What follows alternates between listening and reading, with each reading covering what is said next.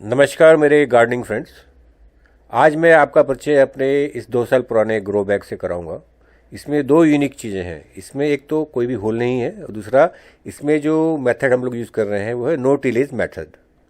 आगे बढ़ने से पहले माफ़ी चाहूँगा, थोड़ी आवाज़ गड़बड़ लग सकती है क्योंकि अभी इस समय छोटा मोटा वायरल हो रखा है मुझे।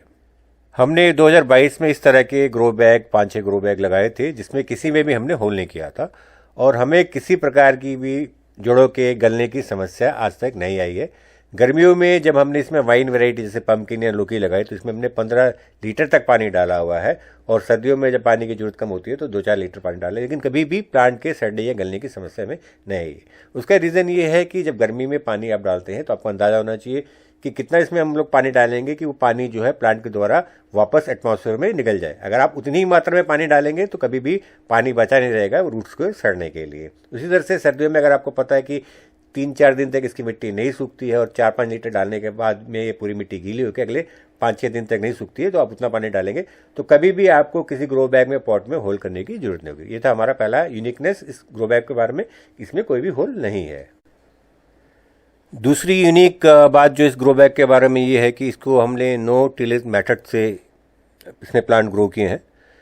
इस मेथड में आप एक बार सॉइल को सेट करने के बाद में उसको डिस्टर्ब नहीं करते हैं। तो इस ग्रो बैग में हमने काफ़ी प्लांट लगाए, लौकी, टमाटर, नीचे आपके पालक, मूली, आपके पम्पकिन, ये काफ़ी सारे प्लांट हमने 2 साल के अंदर में लगाए, आपने देखे भी होंगे हमारी वीडियोज़ में। लेकिन हमने कभी भी इसको सॉइल को निकाल के दोबारा रिपोर्ट नहीं किया है, सॉइल को डिस्टर्ब नहीं किया।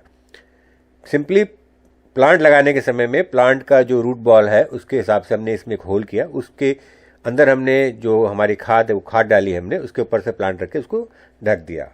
इस तरह से इसकी जो कम से कम जो है इसकी सॉइल को हमने डिस्टर्ब किया। फर्दर इसमें फर्टिलाइज़र ऐड करने के लिए हमने सिंपली टॉप की आधे इंच की सॉइल को हटाया, फर्टिलाइज़र को ऐड किया, ऊपर से सॉइल से ढक दिया। इस तरह से 2 साल से जो हमारी ये सॉइल है इसी तरह से है, इसको हमने बिल्कुल खोदा नहीं है, इसको डिस्टर्ब नहीं किया है। आइए मैं आपको बताता हूँ नो टिलेज मेथड में ऐसा क्यों किया जाता है। जब सॉयल मिक्स बनाते हैं तो हम लोग उसमें मैक्रोब्स ऐड करते हैं, ये बेनिफिशियल मैक्रोब्स होते हैं। ये धीरे धीरे अपना उस ग्रो बैग में या उस सॉयल में अपना एक इकोसिस्टम बना लेते हैं, अपनी पॉपुलेशन को इंक्रीज कर लेते हैं। इनकी पॉपुलेशन जब इंक्रीज होती है तो काफ़ी सारे फायदे होते हैं। पहला फायदा, जब बेनिफिशियल माइक्रोब्स की पॉपुलेशन पूरी तरह से सॉइल में आ जाती है, ग्रो बैग में आ जाती है, तो जो हार्मफुल पैथोजेंस होते हैं, माइक्रोब्स होते हैं, उनको आने की जगह नहीं मिलती है, तो उनकी पॉपुलेशन कम रहती है, प्लांट सेफ रहता है।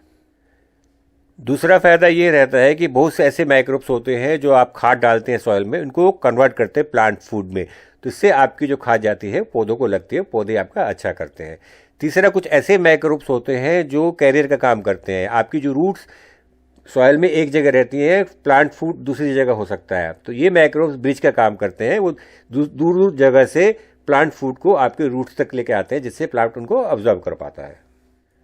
जब हम नए प्लांट लगाने के लिए गमले में से या ग्रो बैग में से मिट्टी निकाल के दोबारा सॉइल मिक्स बना के उसको रिपोर्ट करते हैं तो उस समय इनका जो सिस्टम है, इकोसिस्टम, वो डिस्टर्ब हो जाता है। फिर उसको स्टैब्लिश करने में इनको दोबारा टाइम लगता है, तो उतने पीरियड के लिए फिर इनके जो बेनिफिशियल माइक्रोब से हमें बेनिफिट थे वो हमें नहीं मिल पाते हैं। तो इसीलिए हमने प्रिंसिपल का फॉलो करते हुए 2 साल से हमने इस सॉइल को बिल्कुल डिस्टर्ब नहीं किया है और उसका बेनिफिट हमें ये लगता है कि हमने इसमें जो भी प्लांट लगाया उसका सक्सेस रेट करीब 100% रहा है। आप लोगों का इस बारे में क्या कहना है? आप लोग क्या इस तरह का मेथड यूज़ करते हैं? अगर नहीं करते तो एक बार करिए, 1-2 पॉट में इसको करके देखिए, कमेंट्स में लिखिए कि आपने अगर ऐसा किया तो आपका क्या रिजल्ट आया, नहीं किया तो उसको करके आप बाद में हमें इसके रिजल्ट शेयर कीजिए। और साथ में कमेंट्स में ये जरूर बताइए कि मेरी खराब गले वाली और बंद नाक वाली आवाज़ आपको कैसी लगी। नमस्कार।